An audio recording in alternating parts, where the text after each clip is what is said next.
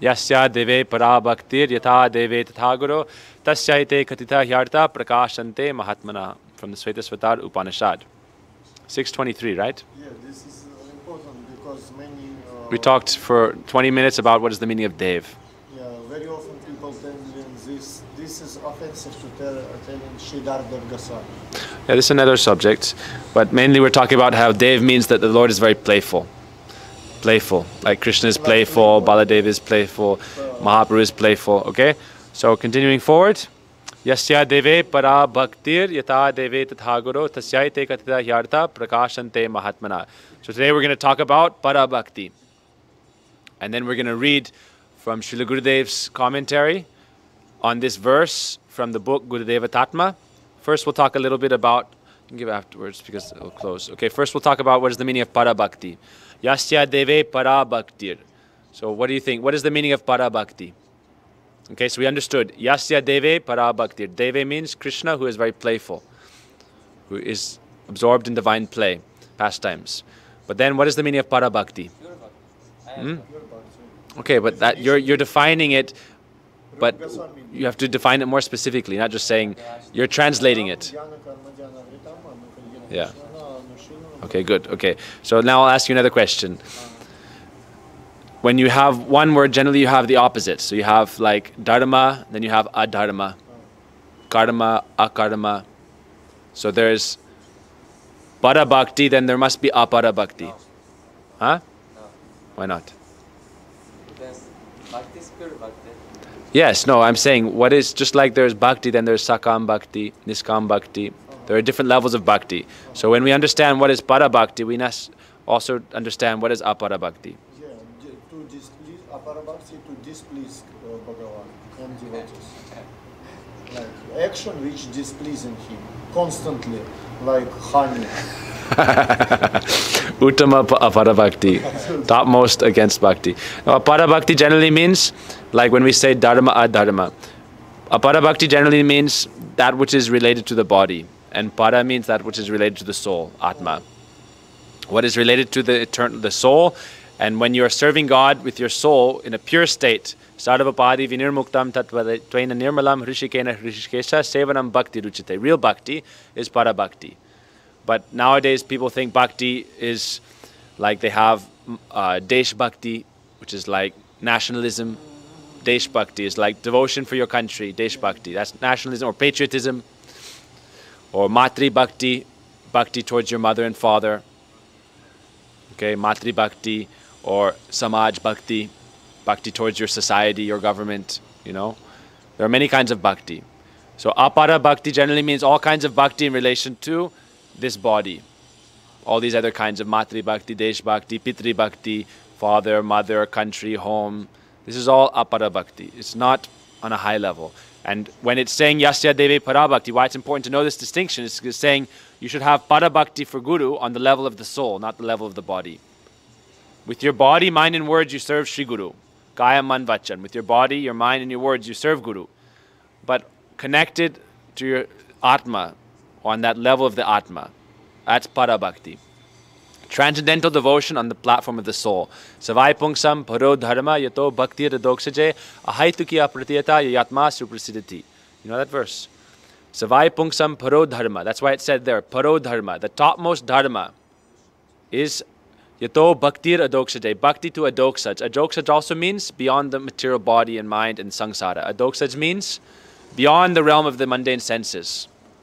Adoksaj. Then that was the next line. Ahaituki, it must be causeless. So when we say what is para bhakti, then we use this verse also. Savai pungsam paro dharma yato bhakti, because that has paro also. Paro dharma yato bhakti radoksaje. And then it has two kinds of qualifiers. Ahaituki apratiyata yayatma suprasidati. Ahaituki means causeless. It has no motivation. Like, why does a mother love her child? Even there may be some cause in this world, but Krishna's love is even higher than that. And the devotee's love for Krishna is completely causeless. It's not like I will love Krishna and then I'll get something in return. Or I'll love Krishna and then Krishna will love me in exchange. When Krishna met with the gopis, when he returned from the Ras Lila, then the gopis asked him, what kind of love do you have? You know this part. What kind of love do you have? The gopis asked Krishna. They said there's different kinds of love. One is that someone loves you and you don't love them back. And there's the person who has love for someone regardless of whether they love them or not, like a mother or a father. They love their child. Even if their child neglects them, they have love for them. That's like a mother's devotion or love. And the other kind of love is like a business exchange. If you love me, I love you. If you don't love me, I don't love you. And then the third one is whether you love them or you don't love them, they are neglectful. That is like akritagya, ungrateful. So they asked Krishna. Krishna said, I am beyond all this actually. And Krishna then glorified the gopis, saying, Napariyam niravadya samyujam sasadu kritya vibdasudapya. He said, you are the topmost sadhus and I can never repay you for your spotless love. So this kind of para bhakti is described in this verse, Savai Pungsam. And this is for all mankind, all humankind, for all jivas. Savai Pungsa Paro Dharma. Pungsa means all mankind. Savai Pungsa Paro Dharma. This is the topmost dharma. It's not that it's only for Indians and not for Westerners, or it's for the Chinese people but not for Indians. It's for everyone. Para Dharma. And we see this Para Dharma manifest in different ways throughout the world in different religions to a different degree of purity. But the problem is that most religions are actually doing apara bhakti. They have religion, that's why it's important to understand para bhakti, apara bhakti. There are many different details and many different, like, what you can say, like one diamond, you can look at it from many different angles. One diamond that's cut, you can look at it from many different angles or facets. It's called different facets. So this is one angle, is that para bhakti, apara bhakti. One is related to the soul and the soul's dharma, sanatan dharma, and one is related to the body and bodily dharma. And most religions who are doing some kind of like perverted reflection of bhakti or some kind of semblance of bhakti, they are worshipping God for material benefit or for some kind of bodily reason. That I'll have a good society, I'll have good, I'll be prosperous, people will like me, I'll be successful. This is apara bhakti. It's related to the body and it has some cause also. It's not a haituki, it's not a pratyata, uninterrupted. A haituki, a pratyata, it should be uninterrupted, like Rupa Goswami says, like a flow of honey, and it should be a haituki, causeless.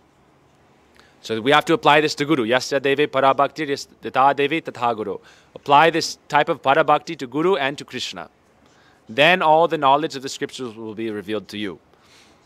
So this is apara bhakti and para bhakti. If you see, like most people who worship the demigods, then their bhakti is not a haitukiya pratyata. And if it's a haitukiya pratyata, then yatma suprasiddhiti. Then it will satisfy the self and give real spiritual happiness and satisfaction. If you do a para bhakti, it won't really satisfy yourself. You'll get some external benefit. But when you worship the devas, then you worship them for some benefit in this world usually. Like you worship Ganesh, you get prosperous, you get freedom from obstacles. You worship Indra, you get good progeny, and you get to enjoy a lot. You worship Prajapati for some reason. You worship the different devas for different reasons, Durga. You worship them for different reasons. Also the demigods, if you don't worship them properly, then they won't be happy with you. It's said, like, if there's some slight fault in your worship, then they may curse you even. Or you worship them one day and then you worship a different deva the next day, that deva becomes angry. Oh, you're worshipping me, now you no longer you're a Devi Bhakta, now you're a Hanuman Bhakta, or you're a Hanuman Bhakta, now you're Ganesh Bhakta. There are many different devas, but the devas aren't pleased if you're going from one to another. But Krishna's not like that. That's one thing about Krishna also. That the devas, there's specific rules how to worship the different devas. And if you don't follow the rules properly, then it can lead to like a opposite result, like a contrary result than what you actually want. So therefore it's said that you worship Krishna, then what does Krishna say? Krishna says, as you like, you worship me. Patram pushpam phalam toyam yome bhaktya prayachati taraham prayatatmani asnami prayatatmana. Give me a leaf, give me a flower, give me water, whatever you want you can give me. Krishna doesn't give like conditions like this. The devas, you have to worship them like this or like this. You have to follow these different conditions. But Krishna's, you can worship him. But Krishna says prayatatma, in a pure way, with a pure heart, on the level of the soul. And then the bhakta, they worship Krishna as he likes. Patram pushpam phalam tayam. He doesn't say like duckam, gotam, bigam, cowam. Give me whatever you want. Give me a cow, give me a pig, give me a goat. Krishna doesn't want these things. You offer something that is innocent and fit to be offered to Krishna. A leaf, flower, grains, milk. Something that is in the mode of sattva gun or goodness or nirgun tattva. Don't offer him like tamagun, meat, and things that are filled with violence. Krishna doesn't like that. But anyhow, you worship Krishna with causeless devotion. Then you should do the same kind of worship for Sri Guru. Yasya deve para bhaktir yata deve tatha guru. Have para bhakti for Sri Guru and Sri Krishna. So you should have devotion to Sri Guru on that level of the soul. And to do that, you must also come to the realization of the soul, understanding of the soul, and then serve Guru in that understanding. So that becomes para bhakti. So yasya deve para bhakti yata deve tatha guru tasyaite katitha yartha prakashante mahavana. For such a person, all the knowledge of the Vedas and all spiritual knowledge is revealed. Okay? So now we will read from Srila Gurudev's just purport on this verse. How do you open it? It's not. It's childproof. Okay. So Srila Gurudev says, this instruction has been given since ancient times, Gurudev said. Yasya deve para bhaktir. Those who are suffering and who want to be happy in this world and in the next, especially those living in the present age of quarrel and hypocrisy called Kali Yuga, should serve Krishna, the Supreme Lord, and not less than him. Such persons must serve the bona fide Gurudev. Here in this verse, the word para bhakti has been used, and we should therefore know its meaning. So Gurudev then gives Rupa Goswami's verse of the Bhakti Rasamrita Sindhu 1:1-11. We can say it together. Anya bilasta shunyam jnana karma dhyanavritam anukulena krishnanushilanam bhaktir uttama. The cultivation of activities which are meant exclusively for the pleasure of Sri Krishna, or in other words, the uninterrupted flow of service to Krishna, performed through all endeavors of the body, mind, and speech, and through the expression of various spiritual bhavs or sentiments, which is not covered by jnana or karma, and which is devoid of all desires other than the aspiration to bring happiness to Sri Krishna, is called Uttama Bhakti, pure devotional service. So then Gurudev, in his next paragraphs, again gives the explanation of this verse. And then he says, the Vedas tell us that para bhakti is certainly to be applied to Krishna, but first it must be applied to Guru. Krishna himself says, Pratamam tu gurung pujyam tataschaiva mamarchanam kurvam siddhim abapnoti hyanyata nishphalam bhavet. First you worship Guru, then worship me, Krishna says. If you don't worship Guru properly, then I won't accept any of your puja and it will not give you any benefit. We also heard, Sarva sadhana mukya hi guru seva sadadrita yaya bhaktir bhagavati yanjasa sukavaha. That of all kinds of sadhana or spiritual practice, the topmost is Guru Seva, service to Sri Guru. And by doing service to Sri Guru, then very easily and very happily and sweetly, one will achieve perfection, or the perfection of life. And Krishna also says, Acharya mam vijaniyam nava manyetta karhichit namartya buddha suyeta sarva deva mayo guru. All the divine qualities of the demigods reside within Sri Guru. All divine qualities are within Guru. Therefore, no Guru to be equal to myself. So the verse we just learned ties into that as well. What verse did we just learn? Yo mantra sa guru sakshat, yo guru sa harisvayam, guru yasya bhavet tustas, tasya tuste harisvayam. Okay? Yo mantra sa guru sakshat. That mantra is self-same Guru, non-different from Sri Guru. Yo mantra sa guru sakshat, yo guru sa harisvayam. That Guru is also the same as Sri Hari. Guru yasya bhavet tustas, to that person who Guru is pleased with, then tasya tuste harisvayam. Even Hari directly himself is pleased. So how do we understand that? Krishna himself said, Acharya mam bijaniyam. Know that the Guru is as good as myself. Acharya mam bijaniyam nava manyetta kardhichit. He told this to Uddhava in the Bhagavatam. He said, never dishonor Guru, because Guru is as good as myself. Namartya buddhi suyetas. Never think that Guru is a mundane, ordinary human being. Sarva deva mayo guru. All divine qualities reside within Sri Guru. So therefore we can see in that next verse we learned, right? In Hari Bhakti Vilas, the Vaman Kalpa, it is described. Yo mantra sa guru sakshat. The mantra is not different from Guru. How? Guru gives the mantra, and so it's like the qualities of the father are within the son. So you'll develop a nature according, it said like, Jaise Guru Vaise Chala, Dono Narak Me Telam Tela. As is Guru, so is disciple. Both will, if it's a bogus Guru, disciple will be bogus, mostly, generally speaking, we see that. And if Guru is bona fide, disciple can be bona fide. If Guru is in Madhurya Ras, then most likely, Gurudev said, we see most people here with me, they will be in Madhurya Ras. Why? Because that's Gurudev's own mood. And like attracts like. So this is Gurudev's mood. But the qualities of Guru come within the mantra. Yo mantra sa Guru sakshat.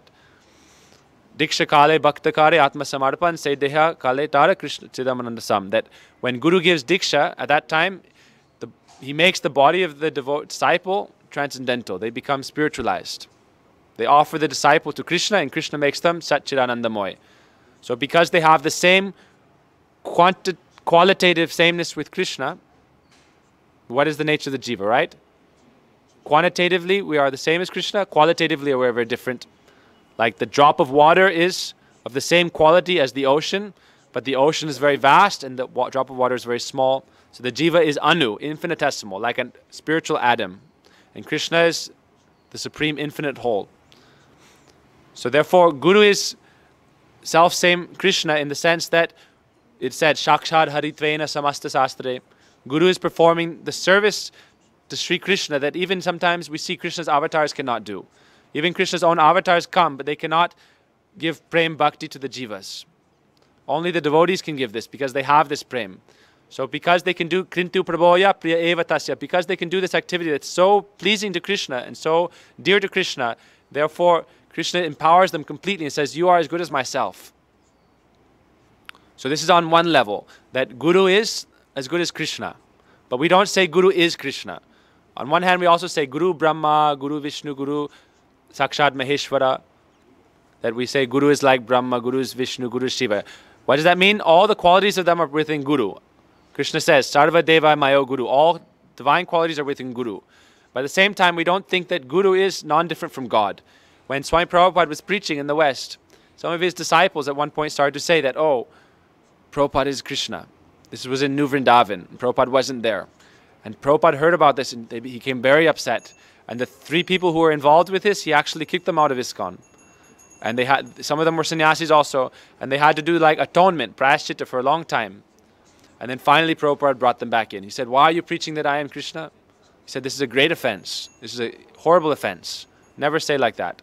So we shouldn't think Guru is Krishna himself. Guru is empowered by Krishna. He has all the qualities of Krishna, and he's performing such a dear activity or function for Sri Krishna that Guru accepts him to be like himself. So this is on that level. But then we can look from the other perspective. So now we're looking from Guru to Krishna. But then we can look from Krishna to Guru. So we say, Vande Krishna Jagat Guru. Krishna himself is Jagat Guru. Without Krishna, it said, Diksha Guru is Krishna's Roop, Shiksha Guru is Krishna's Swarup. They are Krishna himself. Krishna himself appears as Guru. Sometimes Guru may be empowered by Krishna. Sometimes they may be Krishna's eternal associate. But they are Satchidananda. They are transcendental on the same level as Krishna is Satchidananda. Guru is Satchidananda, like Bhaktivinoda Thakur. We pray that he is Satchidananda, right? Namo Bhaktivinodaya Satchidananda Namane.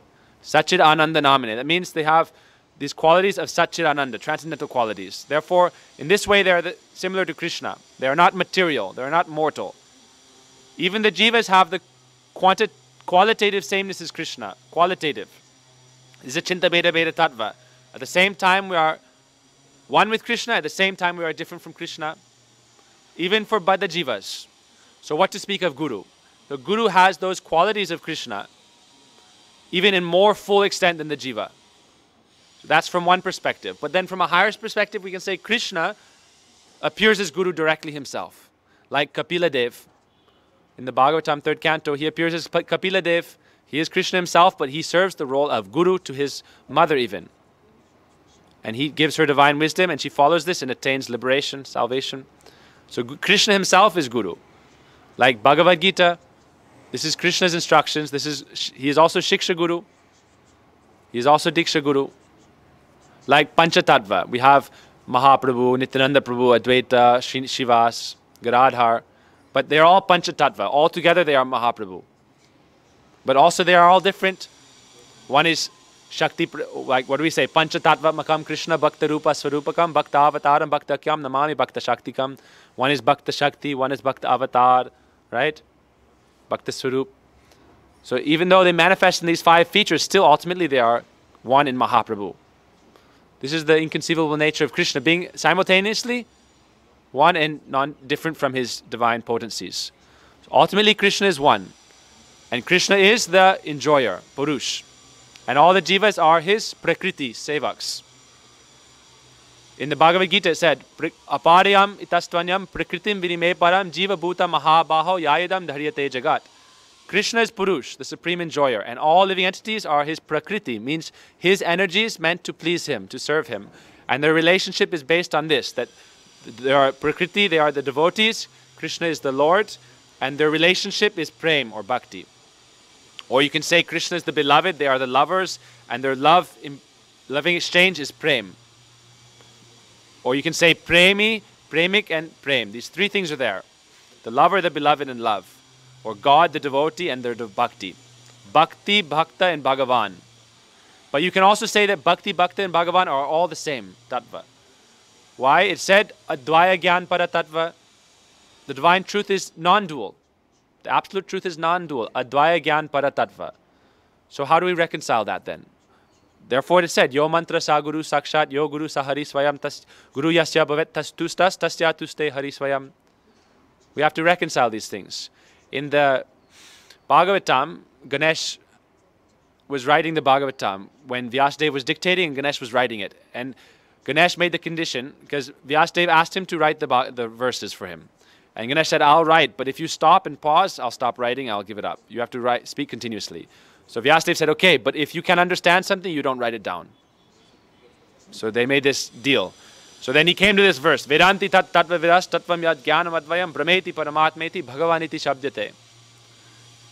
Vedanti tat tattva vidas tattvam yad jnanam advayam. This is advaya gyan, non-dual truth. But at the same time he said, brahmeti paramatmeti bhagavaniti shabdyate. Some people perceive it as Brahman, some people perceive it as Paramatma, some people perceive it as Bhagavan, according to your level of qualification, but ultimately it is non-dual. So Krishna appears as Guru Tattva. And at the same time, Bhakta, Bhakti, and Bhagavan are the same. But that doesn't, we see the devotees worship Krishna, but also Krishna worships his devotees. The time of Mahabharata, Krishna himself washed all the feet of everyone who came to the Rajasuya Yagya. Krishna worships his devotees. Krishna took the foot dust of the gopis and smeared it on his body. Krishna worships the devotees. Krishna carries the shoes of Nanda Baba on his head. Krishna worships his devotees. Krishna has love for his devotees. Krishna says, Sadhavo hridayam mayam, sadhavo hridayam tvayalam, maranyate na jananti naham tebyo manasapi. That I know no one but the sadhus know no one but me. The sadhus and I are one at heart. And also in Adi Puran, Krishna says, Ashmakam bandava bhakta bhaktanam bandavan vayam. That I am the dearmost bandhav, friend of my devotees, and the devotees are my dearmost bandhav, or friend. So we see this is the relationship between Guru and Krishna. In that verse, Ashmakam bandava bhakta, after that he says, the real Guru of the whole world is the bhakta. He said, just as I am the Guru of my bhaktas, the Gurus are the Guru. Krishna says, I am the Guru of my bhaktas. And the Gurus are the bhaktas are the Gurus of everyone. It's a very important verse we'll learn later actually. Krishna says, Ashmakam bandava bhakta, I am the bandhav of my bhaktas. And the bhaktanam bandava vayam, the bhaktas are my bandhavs. Then he says, I am the Guru of my bhaktas, and the bhaktas are the Gurus of the whole world. So we see Guru is also Krishna. Why? All the Vedic knowledge manifests from Krishna. Krishna manifests Sastra from his own divine form. And then in Sastra it teaches about Guru, taking shelter of Guru. Gayatri Mantra is also in Sastra. Where do we get Gayatri Mantras then? They come from Sastra. And also Om manifests as Gayatri, which manifests as Sastra. So that's why they're all very intricately intertwined. That's why it said, Yo mantra sa guru sakshat, yo guru sa harisvayam, guru yasya bhavet tustas tasya tuste harisvayam. They're all interwoven. Krishna manifests as Sastra, but first he manifests as Kling. The Bij mantra, Kling, which we chant in our Gayatri mantras, like Gopal mantra, Kam Gayatri. This Kling is from Krishna's flute. And this is like the call of love, where he's calling his devotees to him for a divine loving relationship. And then in this world, this manifests as Om. And from Om comes the Gayatri Mata. And from Gayatri Mata comes all Vedic knowledge, all the Vedas, all the Sastras. And then in the Sastras, Om is explained, Gayatri is explained, worshipping Krishna is explained. Without Sastra, we wouldn't understand any of these things. The third aphorism or sutra, Vedanta Sutra, is Sastra Yonidvat. Sastra is the womb of all divine knowledge. So these things are all very intimately intertwined. And we cannot separate them and say, this is separate, this is separate, this is separate. They're all connected in one divine whole. This is Advaya Gyan Paratattva. Jiva Goswami gives the example of the sun. There's the sun, then there's the sun rays, there's the sun globe, right? And then there's the reflection of light also. And then there's also darkness. The sun globe, sun rays, reflection of light, and darkness. You remember this analogy? So the sun globe is Krishna himself. The sun rays is Krishna's Shakti, his divine potency. Reflections of light are like the jivas, and darkness is Maya. But without the sun, none of these things would exist. The sun rays are not separate from the sun. Any reflection of light is also not separate from the sun. So these things are all connected, intimately related to Krishna. This is Advaya Gyan Paratattva. So that's how we can say, again, what is the verse? Yo mantra sa guru sakshat, yo guru sa hari swayam, guru yasya bhavet tustas, tasya tuste hari swayam.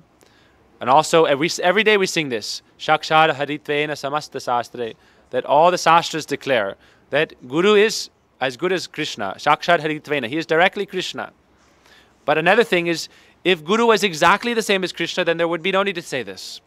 We are saying Shakshar haritvena. We could just say Hari, Guru, same. But we are saying Shakshar haritvena, we are qualifying it. This means that Guru has all the qualities of Krishna, he has all the qualities of Bhagavan, he is empowered by Bhagavan, but Guru is not exactly the same, meaning he is not Krishna. Krishna is Krishna, Guru is Guru.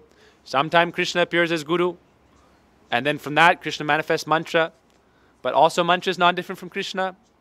Nam Akari Bahudani Sarva Shaktis, the Nam is not different from Krishna. Nama Chintamani Krishna Chaitanya Rasa Vigraha Purna Shuddha Nitya Mukta Abhinatvam Nama Namina. Abhinatvam Nama Namina. Abhinatvam means non-different. Krishna and his names are non-different. And mantra, what is mantra? Mantra is Krishna's names, with Om, with Swaha, with Klim. It's Krishna's names. Even Om is Krishna. So therefore we understand that Guru and Krishna and mantra are all connected. But how do we reach Krishna? First we must please Guru. We must chant the mantra to understand Guru's real nature. That's why Para Bhakti is required. Because Para Bhakti means, how do we achieve Para Bhakti?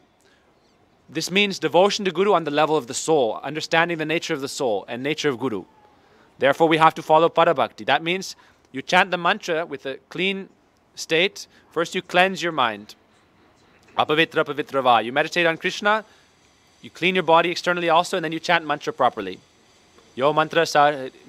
You have to chant the mantra, and then you can realize that Guru is present within the mantra. We chant Guru Gayatri and Guru mantra. And we first purify our body, sit on an asan, put on tilak, do achman, meditate on Krishna. And then it said in Archan Dipaka, you meditate, we pray with this verse. This is how we enter Para Bhakti. We pray with this verse. You know this verse? Naham vipro napi vaishya sudra nahang varni nacha griha patir vanasto yatirva kintu prodyan nakila paramartu pramanyo gopi bhartu parakamalayo dasa dasa anudasa. Every morning before we chant our mantras, we should remember this. I am not a Brahmin, I am not a Vaishya, I am not a Shudra, I am not a Kshatriya, I am not a Brahmachari, I am not a Grihasta, Vanaprastha, Sannyasi, I am not a man, I am not a woman, I am not American, Chinese, Russian, or any other nationality. I am only the servant of the servant of the servant of that master of the gopis, Krishna, who himself is the divine transcendental bliss personified. Kintu prodyan nikila paramartu pramanyo.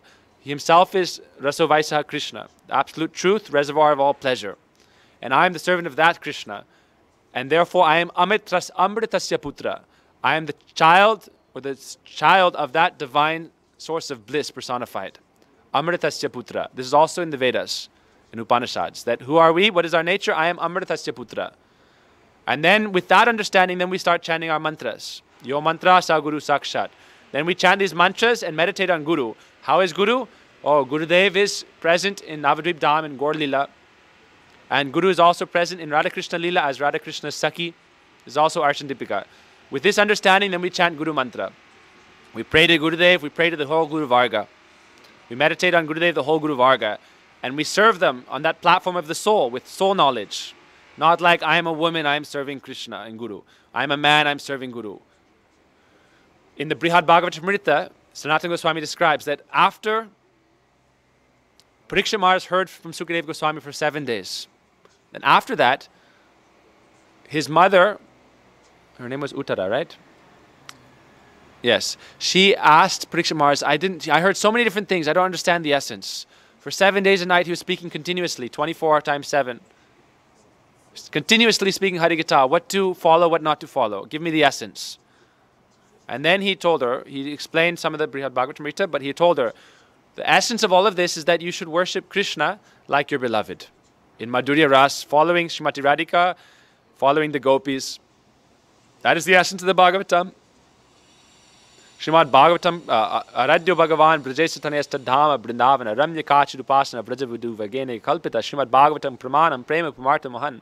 Develop this prem like the gopis had, by following the process of the gopis, and by taking shelter of Srimad Bhagavatam, which is the topmost evidence. By worshipping Brajendra Nandan Shamsundar Krishna in Braj.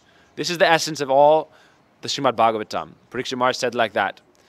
So Parikshit Maharaj was a man. How can he say, oh, worship Krishna like your beloved? He is a man.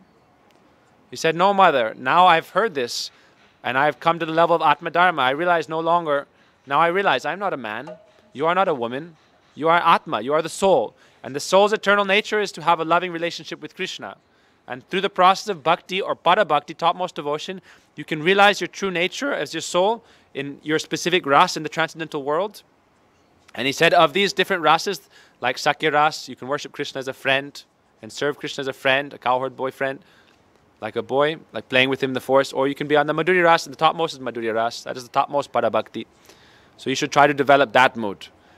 And he himself was following that. So this is para bhakti. And through this we can understand that, so you chant mantra like that on the level of para bhakti, knowledge of the soul. And then you meditate first on Guru, then Gaur, Mahaprabhu, then we meditate and pray on Sri Krishna, Gaur mantra, Gaur Gayatri, and then Kam Gayatri, Radha Krishna Jugal, and then Panchatattva, then Mahamantra. And then if we do this process properly, then we can understand the real meaning of this verse. Now it's like we have some idea. But actually this is a very deep and difficult to understand truth. Only when we come to that level of Atma Tattva can we really understand this completely. Na deva deva marchayat. Unless we are ourselves divine, we cannot understand the divine reality completely. We can hear about it, we can develop book knowledge. But to really understand it, we must come into this kind of Atma Dharma, Sanatan Dharma. We must really be established on this platform. So we have a couple minutes left, and we'll just finish up with what Gurudev has to say here. Gurudev gives this verse. So Gurudev said, if you have no Guru, all your bhakti is zero. You must have Guru. That's why if you don't worship Guru, you can't get Krishna's pleasure. So you must worship Guru, you must have Guru. Otherwise, only some mundane fruit will come. And if you think, I'm already doing bhakti, I'm already hearing, chanting, remembering, doing archan, but you have not been initiated by a bona fide Guru, then all your fruits of your activities will be worldly. And you'll become intoxicated by sense enjoyment. And then he gives this verse, Brahmanda Brahmite Kon, Bhagavana Jeev Kuru Krishna Prasade Bhai Bhakti Lata Bij. Then he talks about what is the meaning of Krishna Prasad, Guru Prasad. And Gurudev gives this verse, Yasya Devi Para Bhaktir Yata Devi Tathaguru Tasyaite Katida Yartha Prakashante Mahatmanaha. He gives that verse again. And then he gives this verse, Yasya Prasadad Bhagavat Prasada Yasya Prasadan Nagati Kutopi Dayam Stuvam Stasya Yasastri Sandhyam Bande Guru Shri Charanadavindam. So we can stop there. Yasya Prasadat Bhagavat Prasada. Without Guru's mercy, you cannot get Krishna's mercy. And when you develop pure bhakti or para bhakti for Guru, then you'll realize Guru's prasad is Krishna's prasad. And you won't see any distinction between Guru and Krishna. You have the same para bhakti for Guru as you have for Krishna. If we don't have faith in this verse, Yo mantra sa Guru sakshat, Yo Guru sa harisvayam, then it will be difficult to have para bhakti for Guru and Krishna. We'll think Guru is great, or Krishna is great, and Guru is like helpful. And we'll have more bhakti for Krishna than for Guru. But until we realize Guru's true nature, that he is Sakshat Hari, then we can develop the same para bhakti for Guru as we have for Krishna. Otherwise we think, oh, Gurudev, he is somewhat ordinary. Or he is Gurudev, he's helping me, but ultimately I'm worshipping Krishna. But until we worship Guru the same as we worship Krishna, then we cannot realize our true self anyhow, even. Why? Prakashante Mahatmana. Prakashante Mahatmana is first you